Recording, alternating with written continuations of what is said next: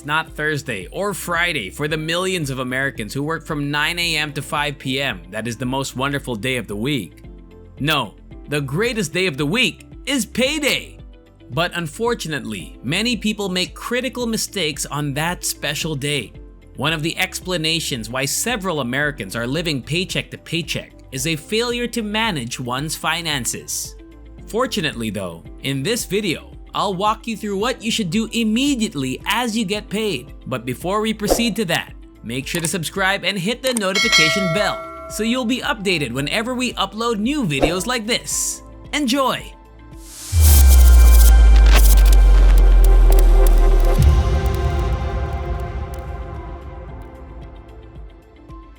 I'll be the first one to acknowledge that getting paid is a wonderful feeling. Unfortunately, many people have absolutely no idea what to do with their money when they earn it. And as you might expect, without a plan, this often results in money being spent on trivial items.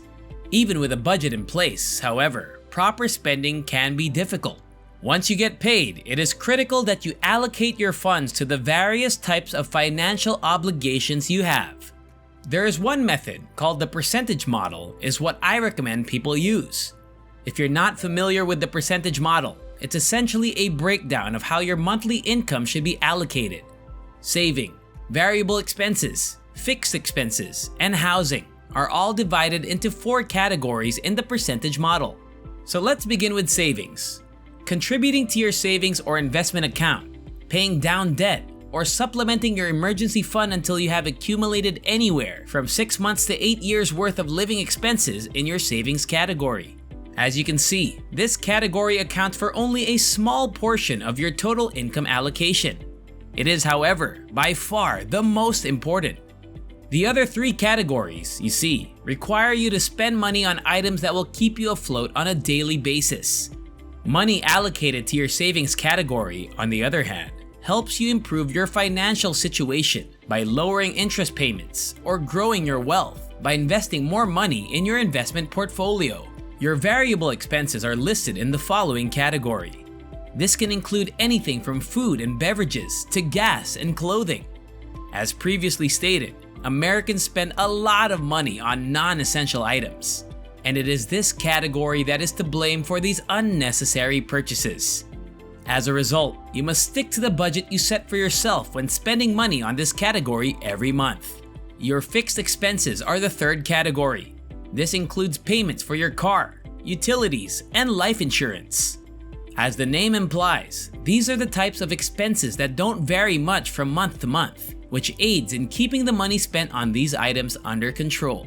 The final category in this percentage model is housing. For the majority of people, this cost exists in the form of either rent or mortgage payment. Several people take on a more expensive apartment or larger home than they require, which can leave them cash-strapped while attempting to make the monthly payments.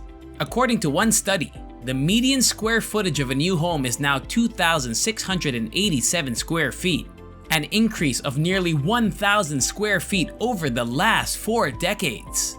On the other hand, the average household size, or the number of people living in the home, has decreased from 3.01 to 2.5 people per household 40 years ago. All of this is to say that a lot of space is being wasted, which ultimately means money is being squandered. You must know how much of your monthly after-tax income to allocate to each of them. The model I recommend is as follows. 15% will be allocated to savings, 30% to variable costs, 30% to fixed expenses, and 25% to housing. These percentages may change over time depending on your financial goals. But for someone just starting on their journey to better financial health, they are good starting points. These percentages will be sufficient for the vast majority of people. Using the percentage model, in my experience, is a reliable way to ensure you make progress toward your financial goals every month. But I will admit that it does require a significant amount of ongoing effort. This effort meant spending less time making money for me. So after a while of using the percentage model, I decided to hack the system to make it as hands-off as possible. Here are 3 ways to make this money management technique nearly effortless. Step 1. Open up the right accounts. The first step towards simplifying the percentage model and automating your financial management process is to open the appropriate accounts. When using this model, most people operate from a single checking or savings account, but doing so only adds to the monthly effort required to make the strategy work. Aside from the standard checking and savings account where you can save money, you should open an emergency fund, a debt repayment account, and an investment account to ensure that all of the elements in your savings category are covered. Step 2. Set up automated deductions. Direct deposit is used by 82% of workers in the United States. And if you are a part of this majority, you will undoubtedly be able to leverage the power of automated deductions. To be honest, setting up automated deductions for my pay with my employer was one of the best things I've ever done for my finances. In essence, these deductions enable me to divide my paycheck and send portions of it to their respective accounts. When I first started this process, I allocated 5% of my after-tax income to my savings account, 5% to my investment account, and 5% to my emergency fund. As I've earned more money in my fully funded emergency account, I've decided to split that 15% between my savings and investment accounts. And as you begin to use this technique in your financial management plan, you will notice that, over time, you will need to allocate your income where it can be used most effectively. This automation technique works for so many people for two main reasons. It enables you to specify exactly how much money you want to save and invest. As long as you set up the deduction percentage correctly, you can be confident that you will be depositing the correct amount of money into the appropriate accounts each month. So, if you want to streamline a portion of your finances, you should definitely take advantage of the power of automated deductions. Number 3. Automate bill and credit card payments.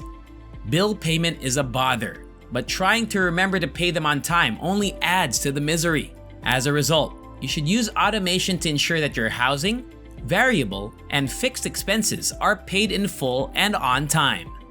You can now set up automated bill and credit card payments in two ways. The first option is to have creditors automatically deduct the bill balance from your checking or savings account each month. Because you most likely already have one of these two accounts open, all it takes is a few phone calls to your service provider for withdrawals to begin on their own. The second option is to open a separate bank account for bills. This method has both advantages and disadvantages.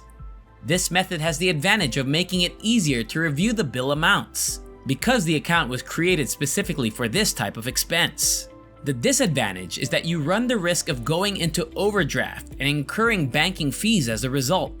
When routing the deduction from your savings account, it is unlikely to occur, because that's where a large portion of your free cash will be. That doesn't mean you shouldn't use a bill payment account. To mitigate this risk, when you first open your bill payment account, put 1 to 2 times your normal monthly expense amount in said account, while also ensuring that you've set up a regular paycheck deduction with your employer to cover the ongoing withdrawals over time. Following the percentage model becomes 1,000 times easier once these 3 steps are in place. However, there is one final point that must be addressed to maximize the benefit you receive from using this money management technique. You should be aware that just because you've set percentages assigned to your 4 spending categories, that doesn't mean they can't be adjusted to meet your changing financial goals. Thank you for watching. Hopefully, this has been an enlightening experience for you. And if you want to see more content like this, subscribe now and hit the notification bell so you'll be one of the first to see our latest uploads. See you in the next one.